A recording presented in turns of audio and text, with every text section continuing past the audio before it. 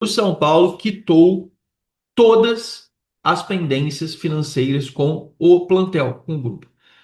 Todas as pendências financeiras, inclusive a famigerada premiação do Campeonato Brasileiro de 2024, que classificou o São Paulo para a Libertadores e nos deu a vaga de grupos direta na competição, foi paga pelo São Paulo na véspera do jogo do Mirassol. Quando a gente entrou em campo contra o Mirassol, o pagamento aí dos valores que estavam em aberto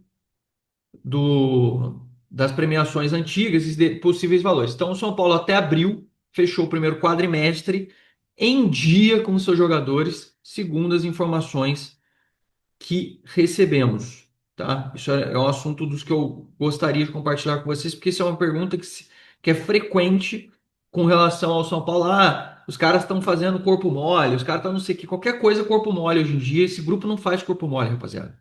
Esse grupo não tem isso, mas tem muita gente que gosta de atribuir tudo a corpo mole. Tudo, ninguém, eles fingem que recebem e fingem que jogam. Não, esse grupo não tem essa conotação. Esse grupo é um grupo muito comprometido.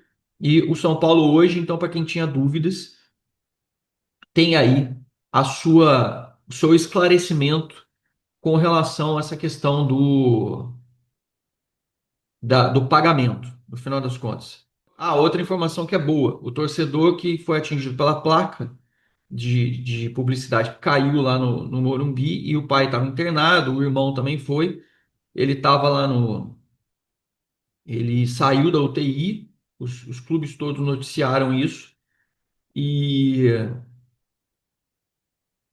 o São Paulo noticiou isso, os veículos acabaram noticiando, é uma excelente notícia, principalmente pela integridade física e pelo que eles passaram, que não foi fácil.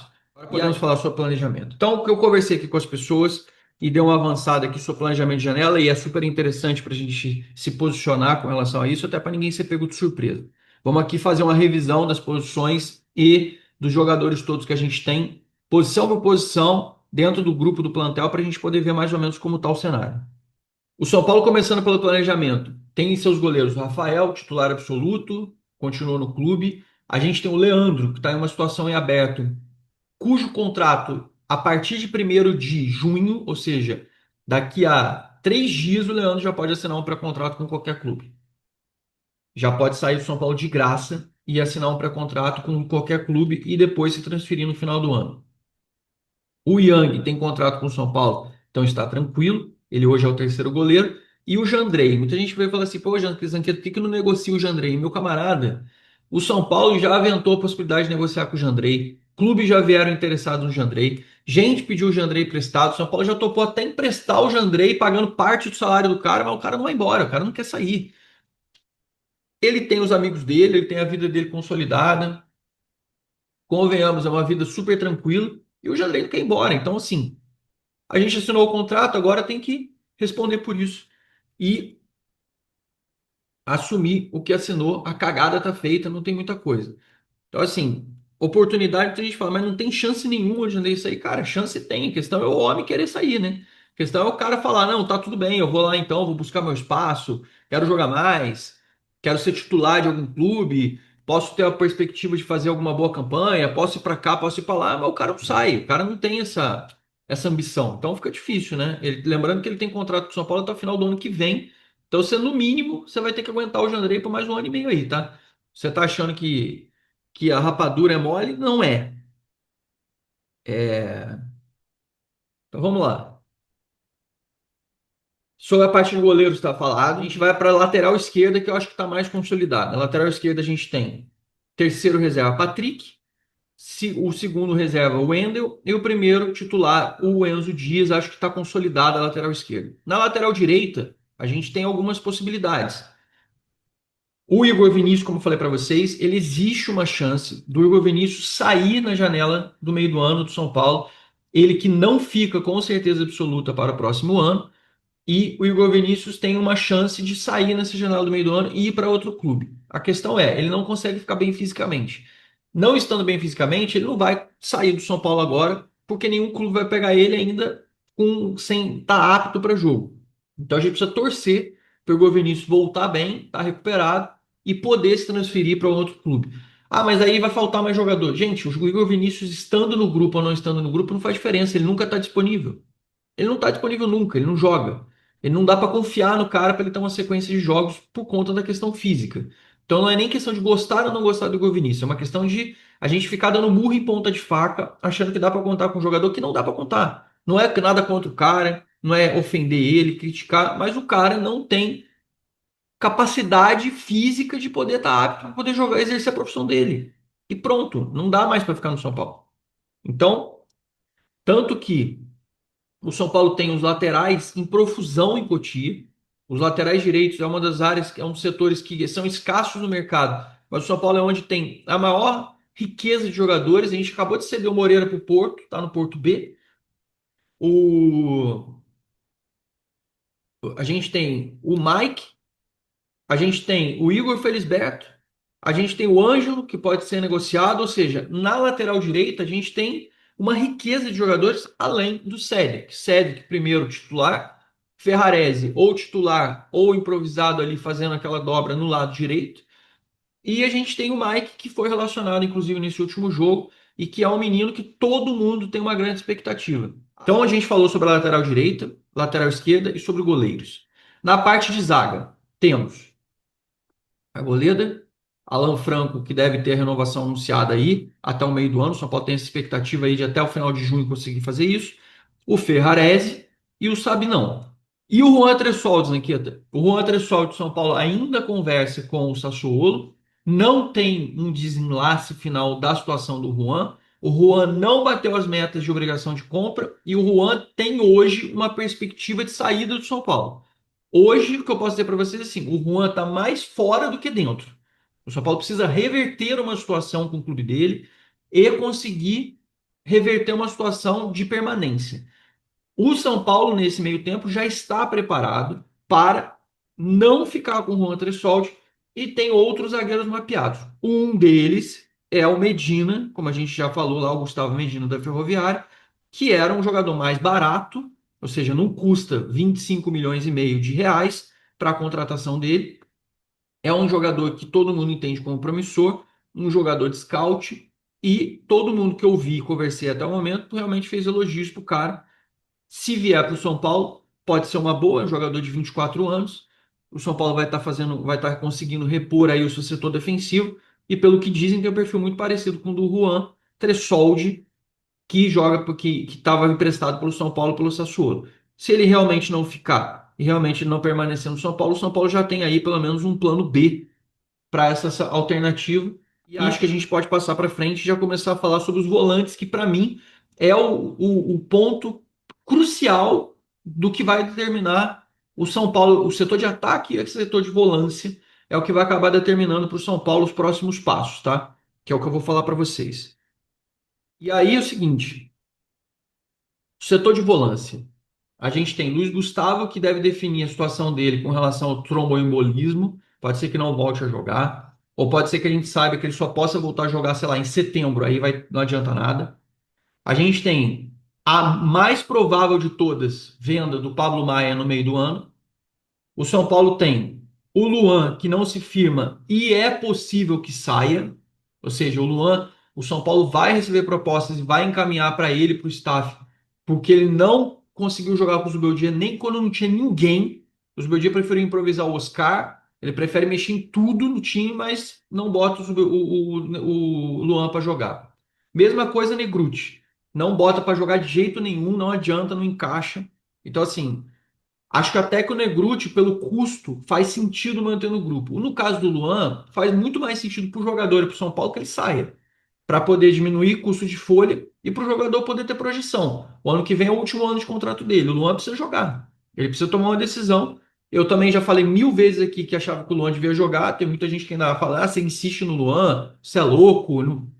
Não vai dar nada, ok. Eu só estou falando que ele é um ativo nosso e que ele podia, no mínimo, rotacionar no plantel para ficar sobrecarregando e destruindo fisicamente todos os nossos jogadores à exaustão e o cara ter uma lesão e a gente perder mais jogadores cruciais como titulares, por exemplo. É só uma questão de administração e rotação de plantel. Mas você pega aí o Lisieiro, certeza, fora. O contrato dele acaba 30/6. primeiro do sete já era Lisieiro, encerrou a história dele, o contrato dele com o São Paulo. O Luan não está sendo aproveitado, propensão de saída do clube. O Negruti tem uma chance de ficar no clube porque não tem um alto salário, mas existe uma chance para o São Paulo ver algum tipo de clube para ele poder ganhar oportunidades. O Pablo Maia pode ser vendido. O São Paulo tem Alisson e Marcos Antônio. Marcos Antônio já deve estar apto na volta, pelo que eu ouvi, a retornar na volta da pausa do meio do ano. E o Alisson e Marcos Antônio, que eram os titulares do São Paulo até o Marcos Antônio se machucar. E aí o São Paulo tem o Bobadilha, que sobraria para poder fazer esse meio de campo. Aí você fala assim, porra, mas então não vai sobrar ninguém. Aí que está a chave da questão. Se o São Paulo vai se desfazer de todos os jogadores, ou vai pensar, óbvio que não vai se desfazer de todos ao mesmo tempo. Mas, por exemplo, se o São Paulo vender o Pablo Maia, o São Paulo ele não ficar, já a saída do Lisieiro e a saída do Luiz Gustavo, já é certo que o São Paulo vai buscar de um a dois volantes para poder repor. Aí entra o Luan, não vai ser espaço, o Beldinho não gostou, não quer ficar, melhor encaminhar ele para sair. Aí vale a pena manter o Negruti lá, pelo menos como você tem uma opção para ele poder continuar evoluindo. Aí no final do ano você avalia, Negruti, olha só, não vai rolar você ficar aqui, ou pode mudar técnico, ou muda tudo, abre uma nova temporada, você fica, mas pelo menos ele vai ter um ano treinando nos profissionais para poder ter uma chance. Aí é uma questão de decisão do São Paulo, mas não é uma coisa de folha impactante que o São Paulo se prejudicaria mantendo o cara, não é uma questão de inteligência. E aí a gente chega no que as pessoas gostam, aí, meu Deus, essa novela não acaba nunca, chamada Thiago Mendes. O Thiago Mendes, volante, está livre. Ele não tem mais vínculo com o Arrayan, ele está livre de férias e pode assinar com qualquer clube sem custos de transferência. Então, o que impediu o Thiago Mendes de vir para o São Paulo no meio do ano passado, impediu o Thiago Mendes de vir para o São Paulo no começo desse ano, não existe mais empecilho. Qual é o empecilho do momento? O São Paulo, para conseguir trazer o Thiago Mendes, precisa alinhar a questão salarial, precisa se desfazer dos jogadores, como eu falei agora. Por exemplo, é, alinhar a questão salarial e mexer na folha é vulgo vender o Pablo Maia e abrir espaço na folha e resolver a situação do Thiago Men, do Luiz Gustavo, resolver a situação do Bobadilha, resolver a situação do, meu Deus, agora eu perdi, Luiz Gustavo, o Pablo Maia para ser vendido e o Bobadilha, que pode também ser vendido, e do Luan, que precisa ter uma definição se vai ou não ficar no São Paulo para fazer as coisas. Além da saída, de novo, repito, do Olisiero, que já alivia a folha. Falamos goleiros, laterais direitos e esquerdos, zagueiros e volantes. Vamos para a parte dos meias. Aí entra, entre os meias, Matheus Alves, bola da vez também para ser vendido, a gente já vinha falando isso. Oscar também faz meia, Lucas pode fazer meia. O Luciano não gosto de colocar nessa categoria, mas também é um dos que pode ser considerado como um dos jogadores de meia. E de jogador de categoria de base, a gente não tem um jogador específico que faz essa função de camisa 10 ou que a gente possa considerar como um meia que joga ali naquela função. O que o São Paulo pode fazer, entre outras coisas, caso tenha mais volantes, é adiantar até o Marcos Antônio, que o Zubeldia já tentou fazer isso. Caso o São Paulo queira fazer, ele pode fazer outras opções. Não gosto tanto, mas o Marcos Antônio dá uma dinâmica para o meio de campo. Não é exatamente um meia atacante, mas ele ajuda na distribuição, na circulação de bola ali no setor de meio de campo do São Paulo quando está disponível. O São Paulo tem o Rodriguinho, que a gente não pode descartar, que vem ganhando mais oportunidades no time, vem tendo essas possibilidades de entrar nas partidas. Então, assim, o Rodriguinho é uma boa expectativa, já que vem ganhando mais minutos nos últimos jogos, vai errar, vai oscilar, vai acertar. No jogo contra o Mirassol, por exemplo, ele não entrou bem, não gostei nem um pouco do jogo que ele fez, mas pelo menos voluntarioso ele é, mas ele errou muito no último passe, nos chutes, muito afoito nas tomadas de decisão e assim, faz parte, é um menino também e faz parte dessa adaptação e entendimento. A gente vai para os pontas, aí eu acho que a Cotia reina, porque tirando o Ferreirinha, você tem Lucas Ferreira, Luca, Henrique Carmo, que são os jogadores principais para o São Paulo para jogar nessas determinadas posições. Claro que o Lucas também pode fazer abrir de um lado, abrir do outro, mas entre os principais atletas que a gente tem disponível hoje são esses daí. E esses meninos, o São Paulo tem a pretensão de ficar. Já comentei aqui que o Ferreirão tem sondagens, inclusive, que já chegaram na casa de 17, 20 milhões de euros. O São Paulo quer ficar com ele, entende que ele é um jogador mais importante, que vai se valorizar mais.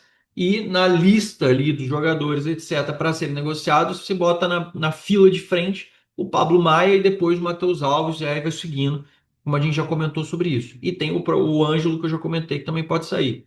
O São Paulo pode ter uma perspectiva de ganhar entre 150 e 200 milhões de reais, caso faça essas vendas todas, e aí dá um alento para o cofre e a gente fecha o ano de 2025 bem e aumenta o poder de compra do São Paulo, que hoje é pífio.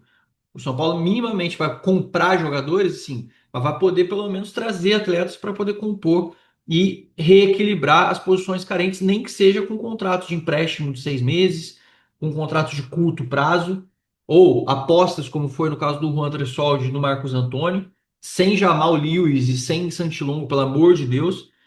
Tem que ser jogador que pelo menos seja útil, como foi o Juan e o Marcos Antônio, para você ver se você fica também, etc.